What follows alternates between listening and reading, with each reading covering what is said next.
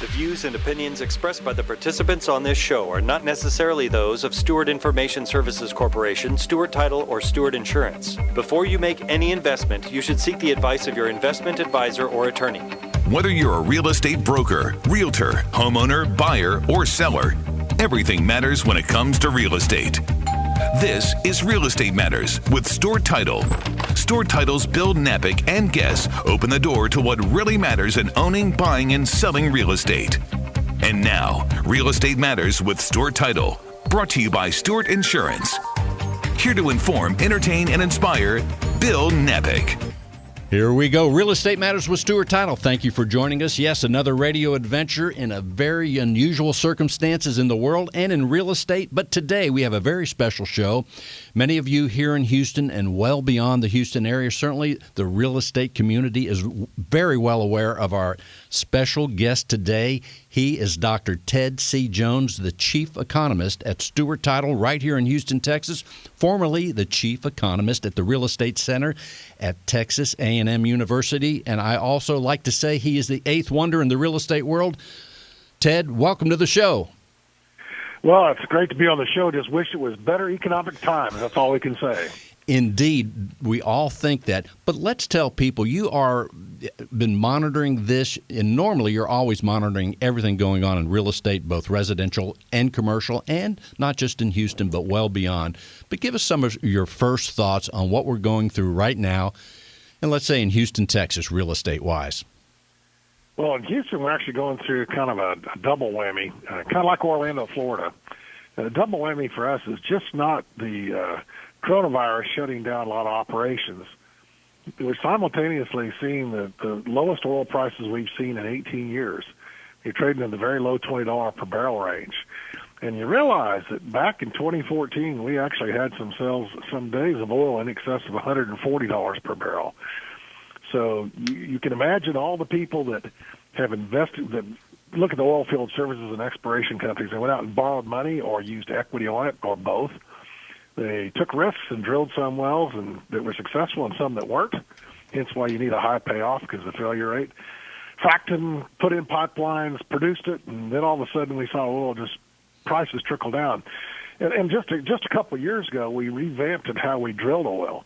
When I say, George Mitchell, the gentleman who developed the Woodlands and literally, kind of restored Galveston, if you think about it. George was brilliant.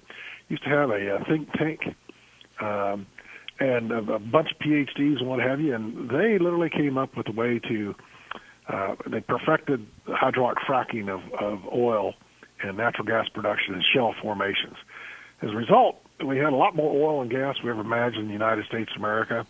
And we started producing it. And then before oil dropped to, literally in the high 20s back in 2014, 2015, what happened in the interim was that all of a sudden their cost of production were far exceeding the revenues per barrel. And that's exactly where we're at today.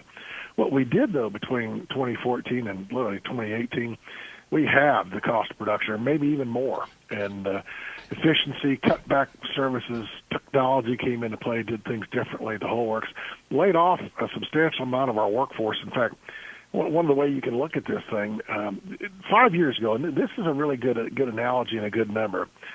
5 years ago in Houston, Texas, let me grab this right number, make sure I get this one correct.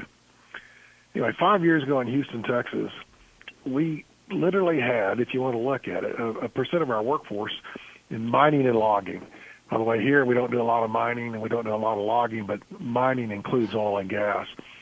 We literally went from 3.6% of all jobs in Houston, Texas to 2.4% today. So if you think about that, we lost 1/3 of the comparative jobs. Those are percentage of the total workforce, and the workforce is bigger today. We lost more than 1/3 of the jobs in oil and gas, and yet we were producing today more oil than any time in history. So technology made that change.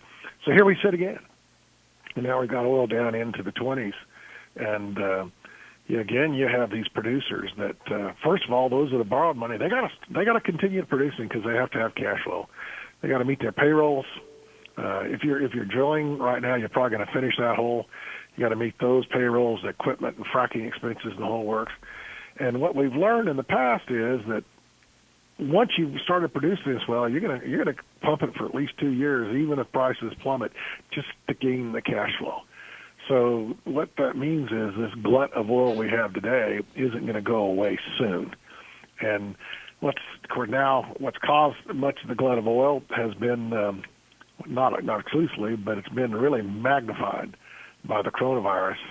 And I'm one of the people that, I'm on a couple airplanes a week. Last year, grand total probably close to 200 airplane flights. I've been on an airplane in 20 days. And people like me and everyone that's not going to weddings or graduations coming up or go see sick grandmother or anything else like that, we're not flying and we're not driving. When I drove into work this morning, it was amazing how empty the Houston streets were. This is kind of like a hurricane, but you still have electricity, except it's lasting a lot longer and we're not flooded.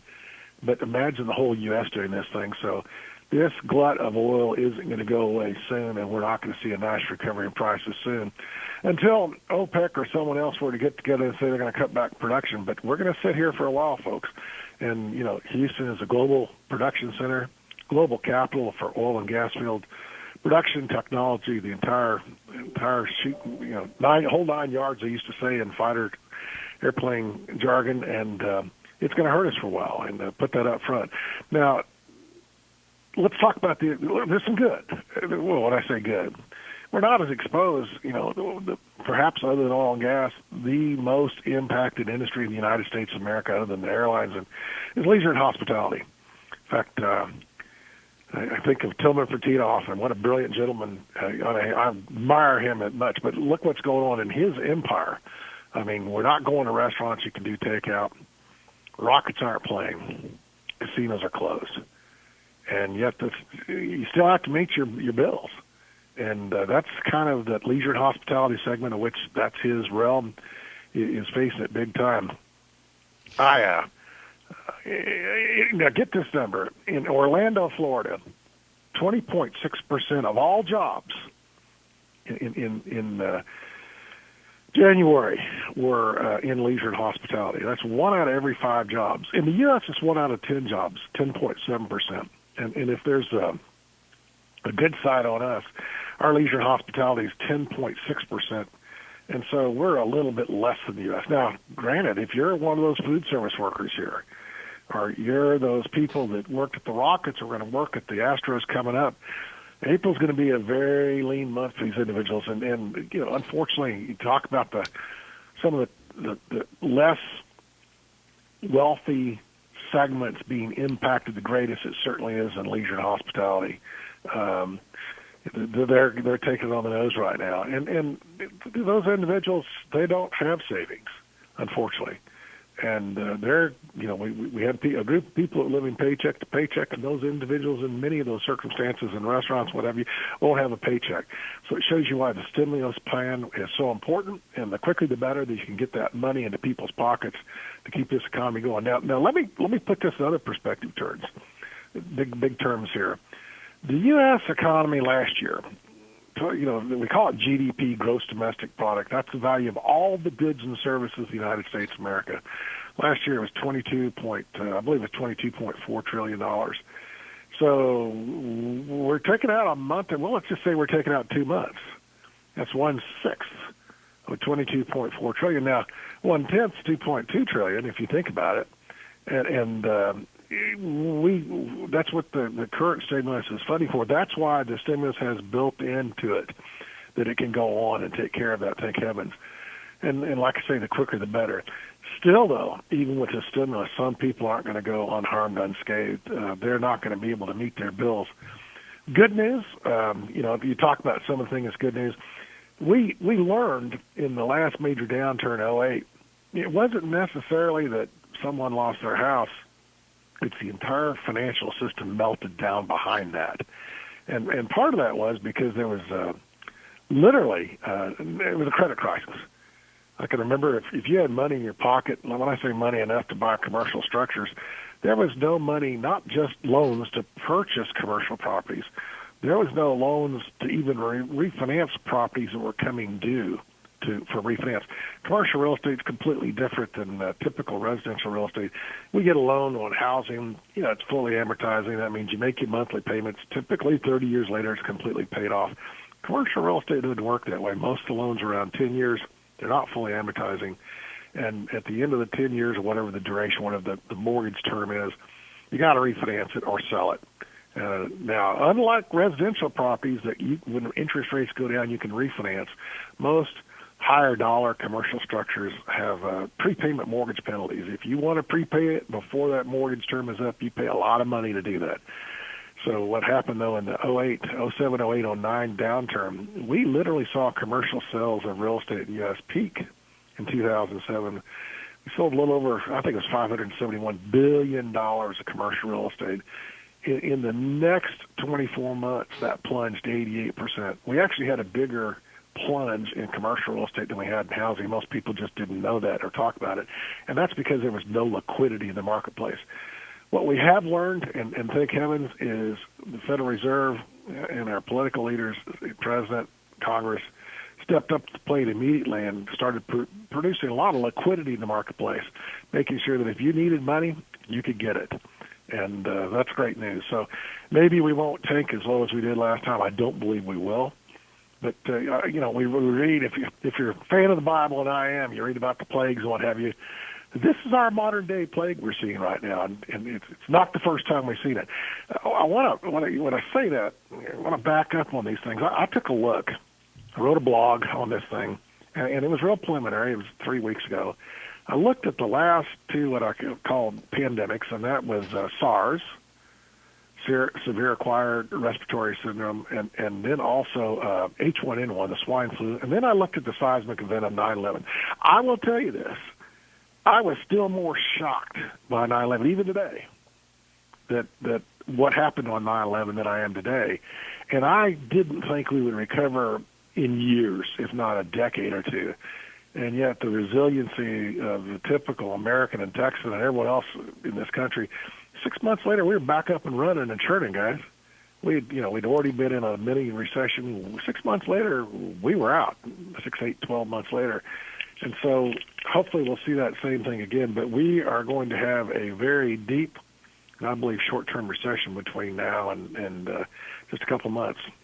Two things, Ted. First of all, right up front, let's tell people the coordinates to follow you and your Twitter signal.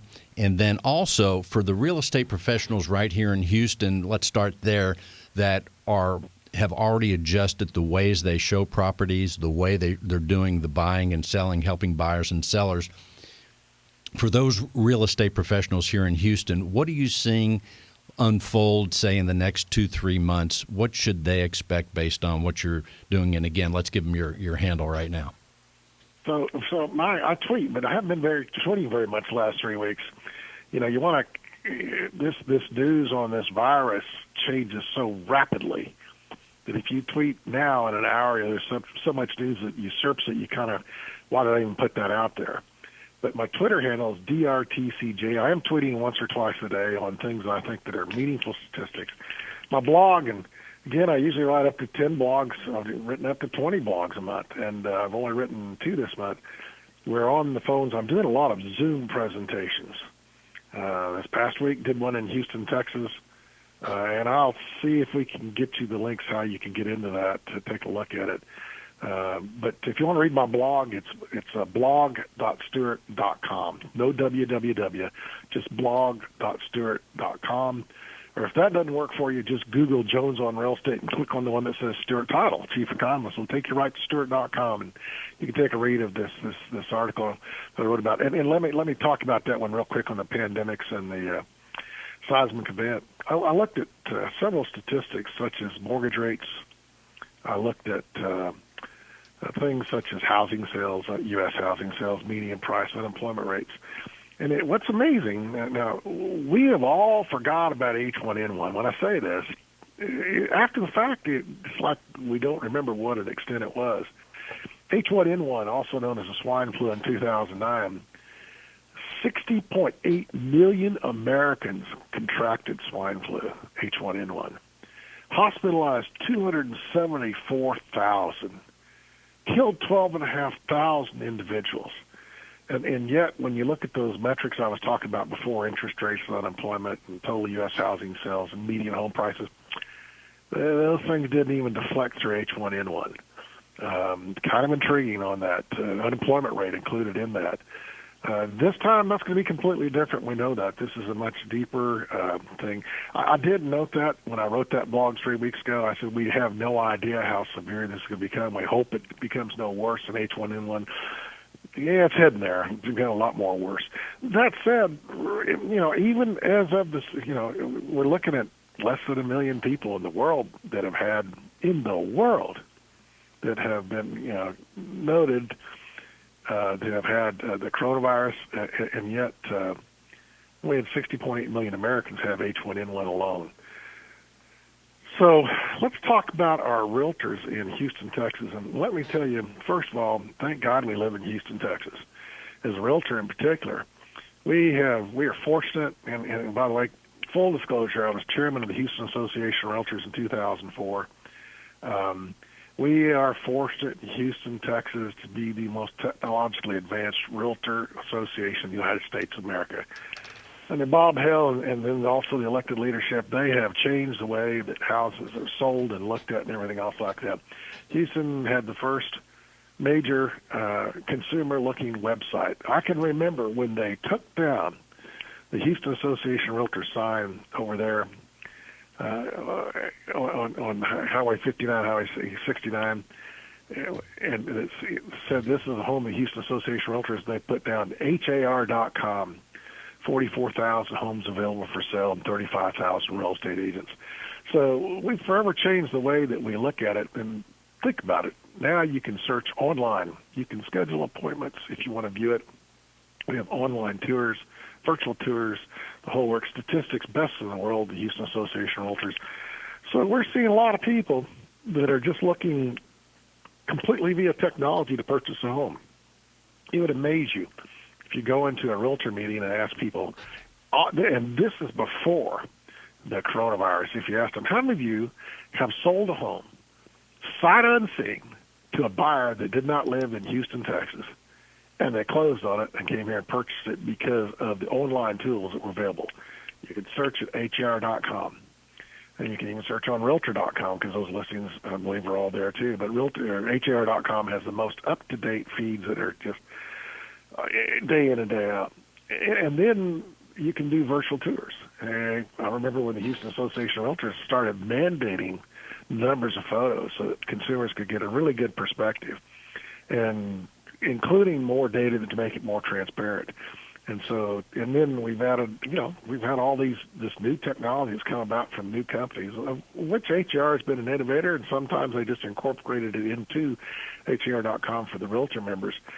And lo and behold, you can actually get a pretty good idea today what that doggone home looks like. A lot of the metrics, statistics, square footage, year built, taxes, all that kind of stuff's online.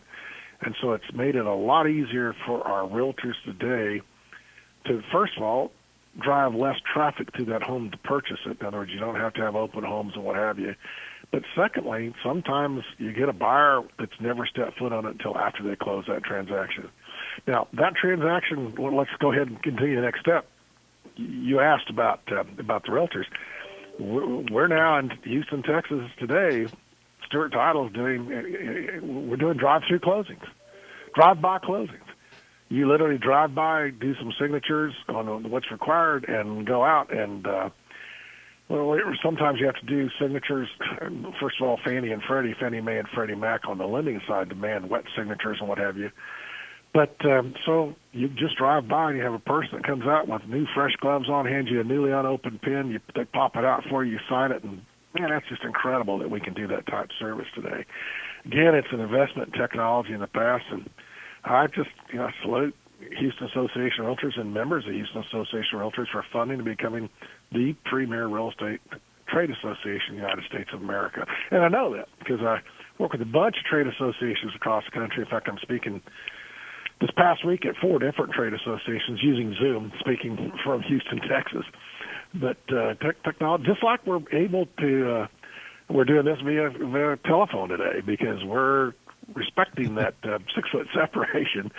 But just like my presentations in Zoom, I'm talking all over the world on what's going on. And same is true when it comes to the real estate transaction process and the closing transaction process. We are talking with Dr. Ted C. Jones, Chief Economist at Stewart Title. We're going to take a short break and come right back with even more. Stay with us, please. In today's litigious society, it is imperative to have the proper insurance to offset the many risks facing your business, especially if you're a real estate broker. Your errors and omissions and cyber liability insurance can help limit the threat of these risks if you know what to look for. Not sure if your insurance addresses the risks facing your business? Contact Stewart Insurance to be confident your brokerage can withstand these risks. Stewart Insurance, 866-798-2827, stewartinsurance.com.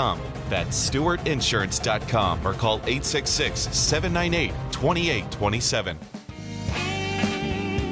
There we go. The show continues with our very special guest, Dr. Ted C. Jones. That's right. He is the chief economist at Stewart Title, known far and wide in the Houston real estate community and even around the United States and sometimes the world. Dr. Jones, welcome back. Great to be back. Just wish it was better economy out there. Indeed. Well, give us your perspective as far as, and we are, the nation is anxious. The realtors are anxious. Everybody is. But I guess the big question is, when do you think we're going to come out? What's your perspective on when we come out of this coronavirus event? Well, I think that by the 4th of July, we're going to be having a cold one on the beach and saying, wow, that came out a lot quicker than I ever imagined it would. And I think we actually, as we head into May, people are going to get rid of, we call it cabin fever. Whoever imagined in Houston, Texas, we would be having cabin fever in April? And lo and behold, that's it, folks. And but for the good, don't get me wrong. Now, let me tell you why. There's a couple reasons for this one. First of all, we're kind of like that athlete that was in great peak physical shape before they got the flu. We were in that great peak physical shape. In the U.S., we were growing jobs at 1.6% per year in the latest 12 months. That's through February. And let me tell you how good that is.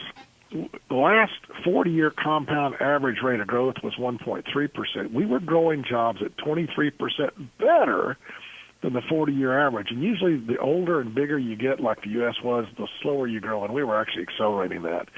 Houston, Texas, remember the U.S. was blowing and going at 1.6%. Houston's job growth rate was 2.5%. Well, let me put these things differently. Now, think about that. U.S. was 23% above the 40-year average at 1.6%, and we were at 2.5%. We had, in February, Houston, Texas had more jobs than any time in history before. Another thing that was important, too, is, and these are U.S. numbers, we were making more money than we've ever made before. Average hourly wage in the 12 months ending February went up 3%. That's 25% better than the prior 10-year average wage increase. So we had more people working than ever before, making more money than ever made before. One of the reasons we weren't growing at an even faster rate is there was no one left to hire. Federal Reserve says that the unemployment rate, is an indicator of when you're at full employment. And they say if unemployment rate's between 5 and 5.5%, you're fully employed. In other words, anything above 5.5%, you're not fully employed. The U.S. was at 3.4%. Texas was 3.6%. Houston was 4.1%. The Houston unemployment rate was so low. One of the reasons we weren't growing more jobs, there was nobody left to hire. To hire someone else, they had to move in from elsewhere. And that's one of the reasons we had so many people moving to Houston, because there were jobs available. Our unemployment rate in Houston is so low before this meltdown, so to speak, that even my brother-in-law could have got a job in Houston, Texas.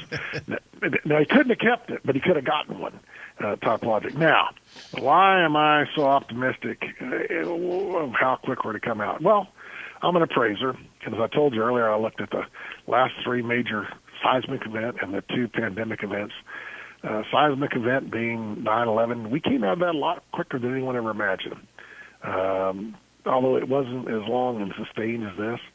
If you look at it, like I told you about H1N1, which is our next major pandemic, I mean, that's the largest that we've had in our lifetimes, as long as you don't remember polio. But But you looked at that 60.8 million Americans had it, 274,000 hospitals, 12,500 perish. We forget about those things. We forget that back, I can remember this number, sitting next to a physician going on a flight to New York City years ago. It was 2014, 2015. And he was telling me that a person dies in New York City every 9.1 minutes. And that was like 2014, 2015. So I think we have to keep in perspective now. We don't want anyone to perish in this, but it's happened without question. But I think at least we got a step ahead in some locales compared to other locales. And I think that's where we make it to come out better. But the two major things that are going to help the U.S. come out better, one of them is really good for Houston, are low interest rates.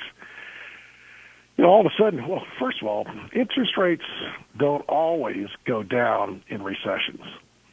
There are times, and I want to take you back, for example, back into the late 1970s and the early 1980s. We had two recessions, the 73 to 75 recession. And by the way, that was caused by an increase in oil prices.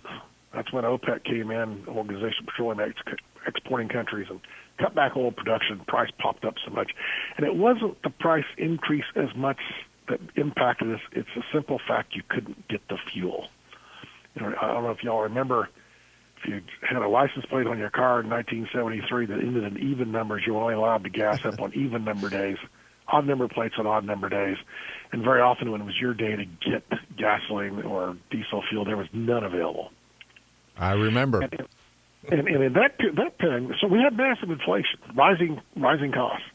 And so in the 73 to 75 recession, we actually ended up with higher interest rates at the end of the recession. Now, when you have to pay so much more to borrow money to get out of recession, it just digs you deeper into it. The same thing was true with the late 79, 1980 recession. And I don't know if anyone remembers that we had literally 17 to 19% prime rates and 30-year mortgage rates. Imagine borrowing money for your house at 19%. Mm-hmm. And that recession, we had that. But ever since then, all of the recessions, we've had declining interest rates, from the start to the finish recession, and that's good news. One of the reasons we're going to come out quicker is it's so cheap to borrow money today. And that's true even for the federal government and funding and paying for the stimulus. Second one, and this one doesn't help Houston at all, but it helps 99.5% of the rest of the U.S., cheap energy prices. Cheap energy prices will allow this country to come out quicker because, not everyone pays income taxes. You give a tax cut to people, only half the population pays any income taxes, according to the IRS. So only about half the people benefit from it, so to speak. On the other hand, if you cut energy costs, everyone benefits except 0.5% of the population. That 0.5% of the population, those people that, for example, work in the oil and gas fields in western North Dakota, those people that are involved in Houston, Texas, or Permian Basin, those type places. So cheap interest rates and cheap energy are going to help the U.S. come out of this quicker than it otherwise would. But again, that's what I told you. We have this double whammy down in Houston, Texas. Not only do we have the coronavirus shutting down so much of the entire economy, and we also have cheap energy that's going to cause us to roll out and a reduction probably in workforces across oil and gas across the region. Some of that won't be reduced for a year or two because they have to produce it and cash flow it. But it'll start to erode as we go on if oil prices don't come back. I don't see them coming back real quick soon. I'm just going to say that up front. And Ted, I've heard the president say it. I've even heard real estate professionals say the idea of this pent-up demand. Even though we're going to buy and sell homes during the next couple months in a new type of normal way, when it's unleashed, maybe as we're saying July, as far as the pent-up demand, it almost feels like we could see an explosion in not just real estate, but even other professions. It is true. Just like after a hurricane, the months of the hurricane, you actually get a large reduction in jobs. Following that, we get an economic boom. I looked at what typical rents were in Houston, Texas. So let's put this in perspective. And this is Rent Cafe. Rent Cafe, if you've ever looked for homes nationwide online to purchase, you go to Realtor.com. Rent Cafe is the apartment equivalent for Realtor.com, where if you're going to rent a major apartment, like in a big project, you go to Rent Cafe. Average rent in February in Houston, Texas, was $1,110. So let's compare the average apartment. By the way, you gotta love this one.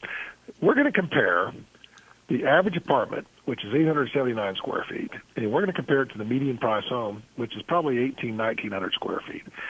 And so let's look at what the rents were. Average rent in February in Houston, Texas, was $1,110.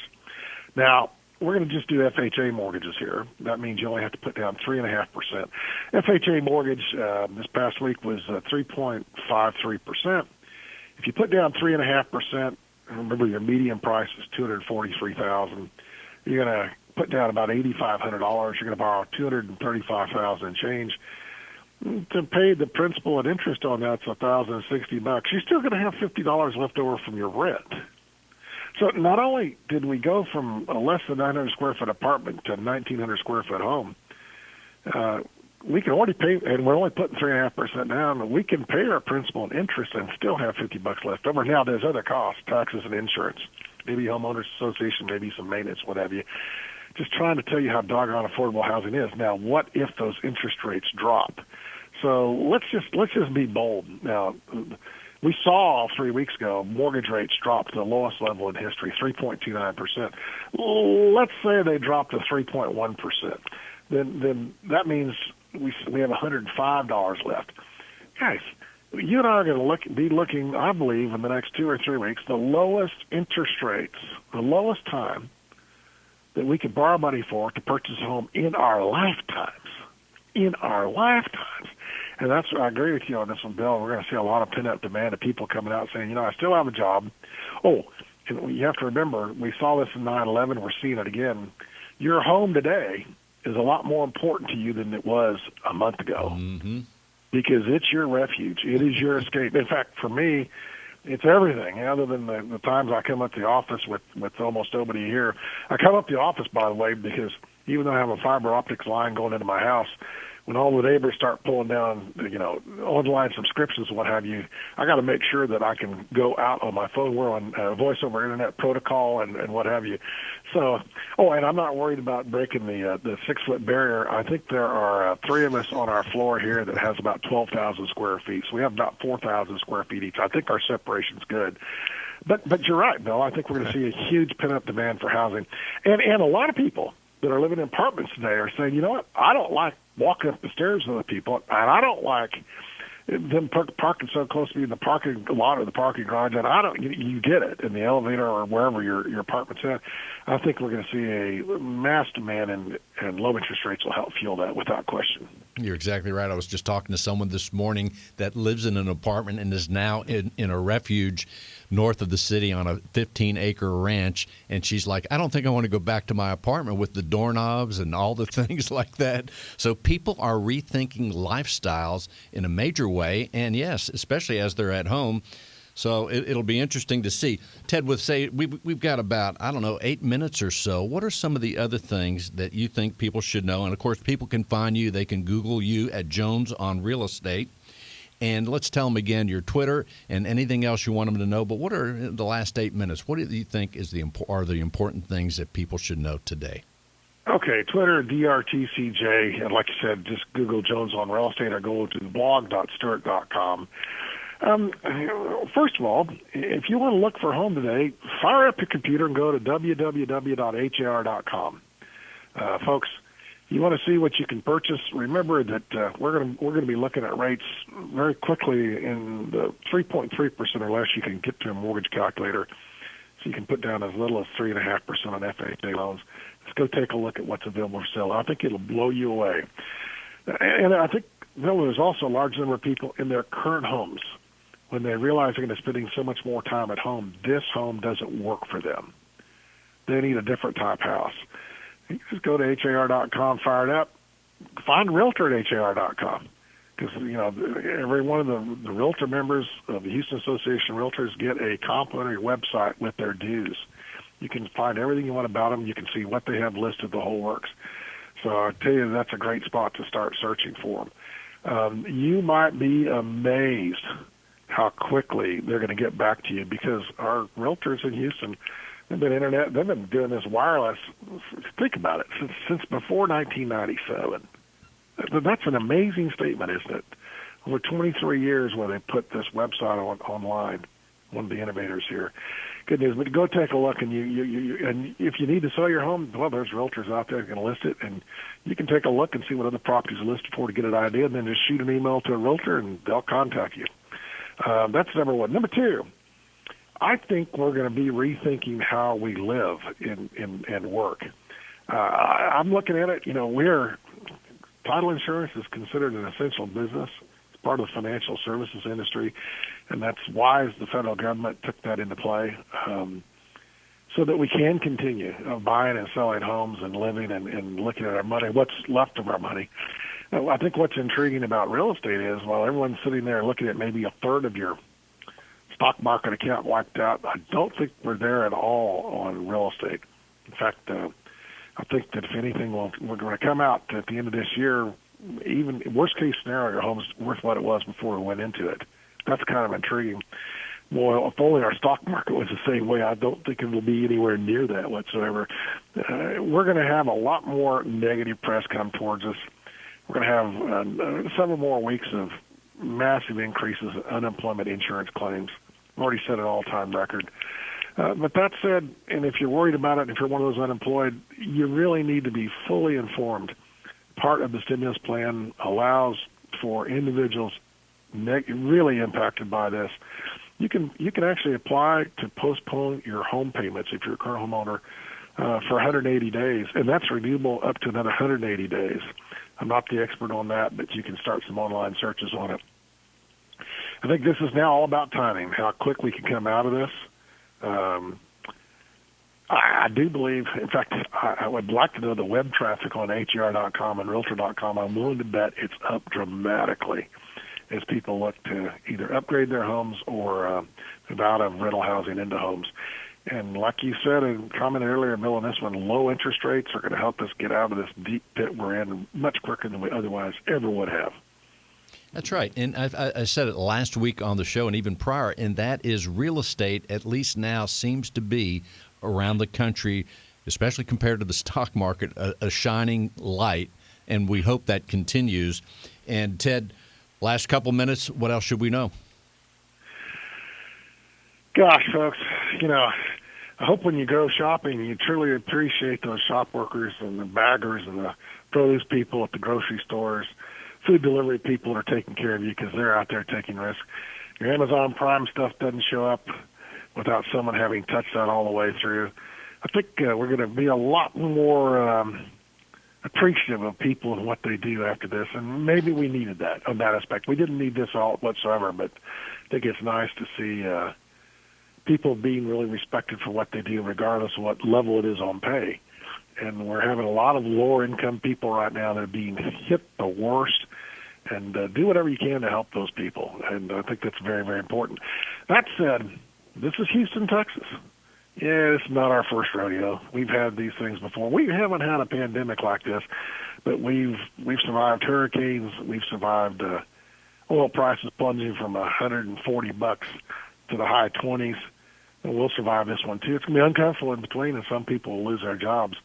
On the other hand, every time this happens, you get this entrepreneurial spirit in Houston, Texas. We're probably in the next 24 months going to maybe see one of the largest number of new business upstarts in the history of the city, in that so many people say, hey, I'm going to stay here. I'm not going anyplace.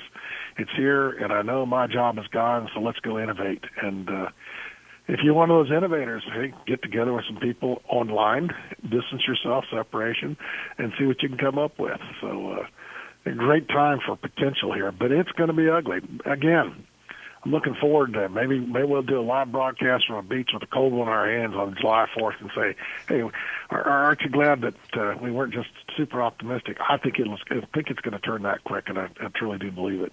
And, of course, reminding people the distinctions we offer at Stewart Title. You are one of those major distinctions for many years with our company. But in addition, all around Houston and certainly the United States, Stewart Title, we are poised to help people in a new way, in a safe way. We're doing that all the time. And as far as your presentations upcoming on Zoom, I say this all the time on the show, and that is stay close to your Stewart Title business development officer, because they are there to help you. They're there to inform you of when Dr. Jones will be on the Zoom presentation. So we look forward to those because, like we said, things are changing every minute. And Ted, thank you so much. We appreciate you in a major way. Ladies and gentlemen, Dr. Ted C. Jones, Chief Economist at Stewart Title, super awesome guy and the eighth wonder of the real estate world. Thank you, Ted. If you're a real estate professional, then listen closely. Cyber criminals are targeting our industry. They are impersonating real estate professionals, homebuyers, sellers, and title agents. Their goal is to gain access to your inboxes, computers, and clients so they can steal information and funds. Does your business insurance offset these risks? Not sure? Contact Stewart Insurance to determine if your business is properly insured. Visit stewartinsurance.com or call 866-798-2827. Visit stewartinsurance.com or call 866-798-2827.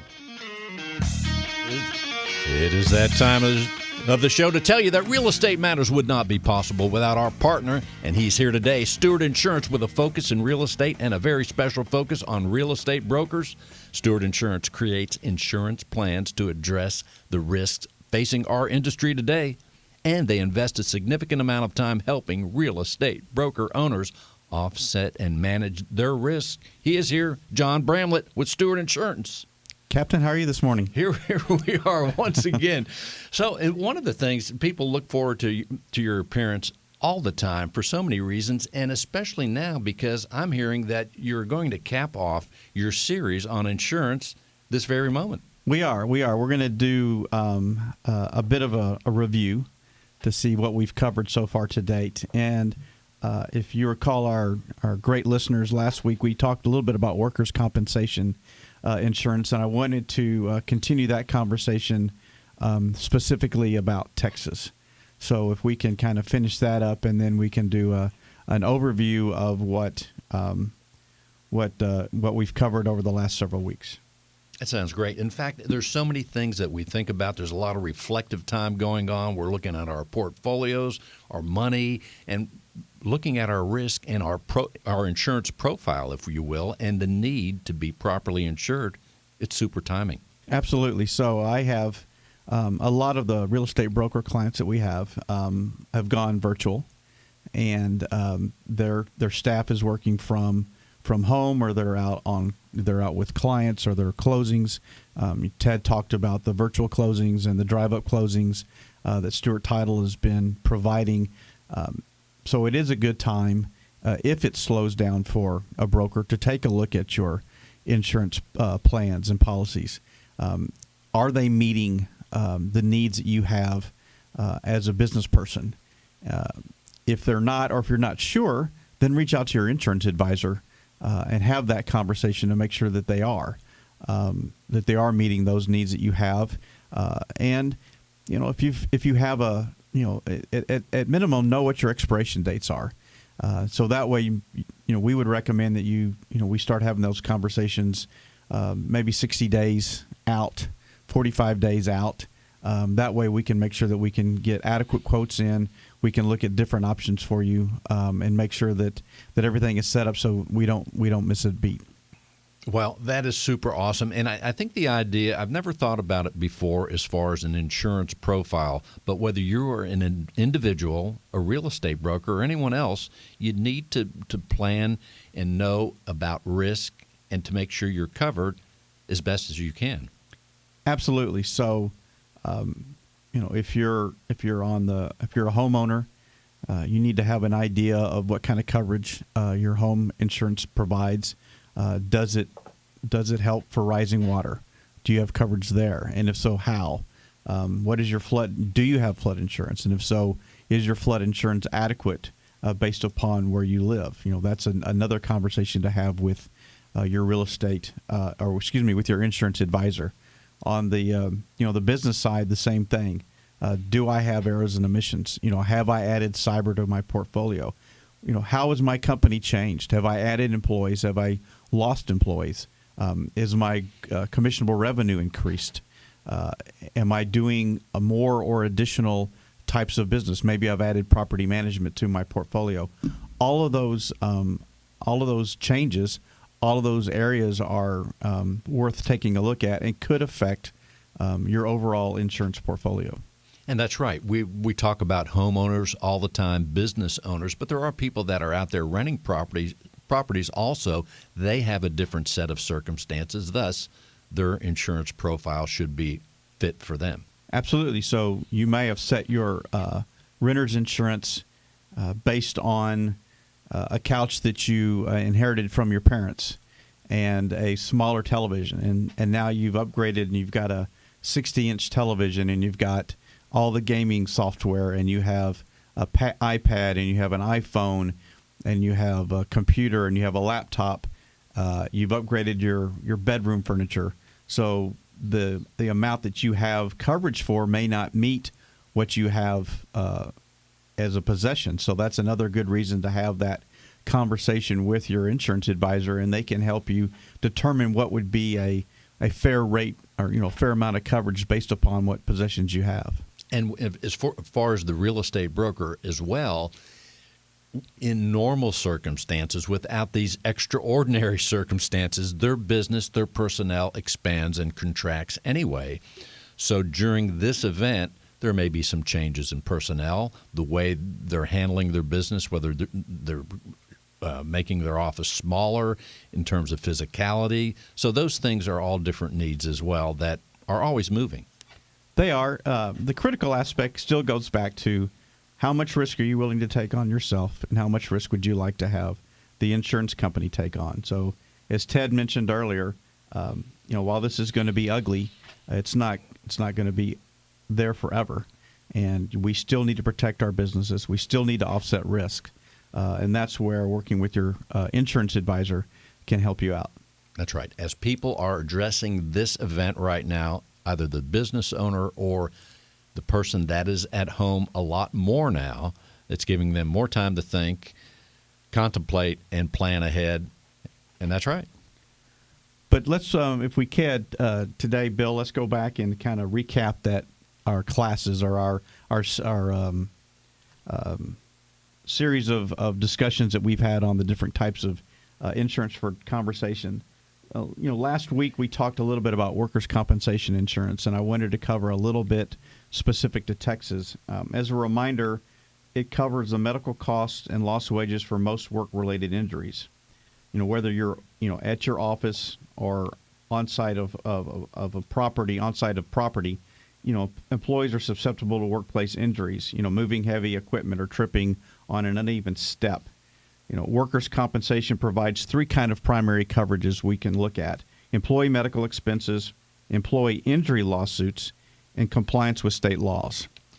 And each state is a little different, as you can imagine, as we've talked about in the past.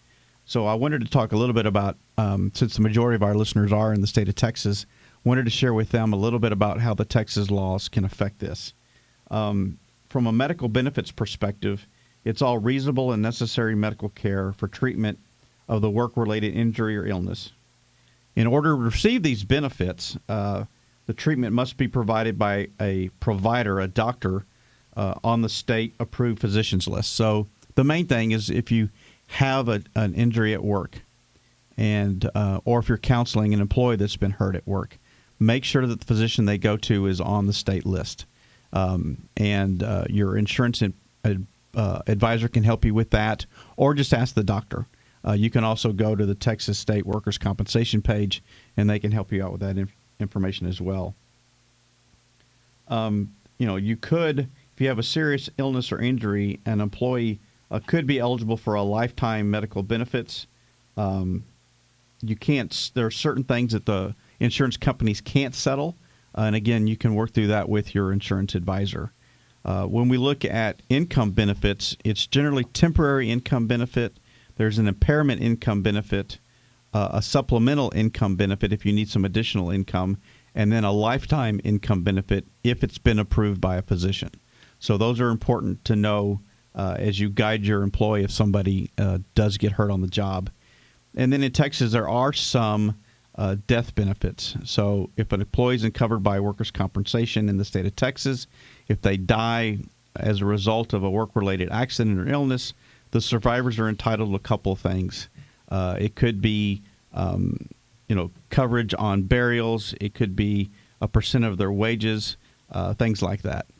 Well, let's review we have about a minute and a half, 2 minutes left. Let's review for everyone the other components of your series, and they can go back to Stewart.com/Houston if they want to hear a past show. Absolutely. Stewart.com/Houston. We can hear all the previous shows. Over 300, if I'm not mistaken, Bill. I think 318, 319. I'm losing track.